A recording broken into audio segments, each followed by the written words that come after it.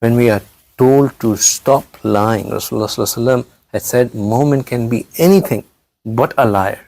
Mu'min can be anything but a liar. Mu'min can be anything but a liar. And every time he said this thrice.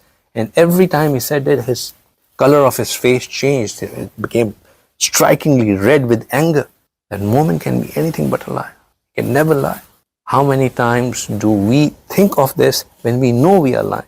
How many times the cross thoughts our heart that this action that I am about to do, where would it stand in the sight of Allah and His Rasul? This action of mine, is it in accordance with the teaching of Allah and His Rasul? Do I even know the teachings of Allah and His Rasul? Am I aware of what am I supposed to do in making my life decisions? Or do I just do them because everybody else do them? Do I do them because that's what the crowd is doing right now? That's the in thing to do right now. وَمَا أَرْسَلْنَا مِن رَسُولٍ. We do not send a messenger إِلَّا لِيُطَاعَ, except that he be obeyed. The messengers are to be obeyed.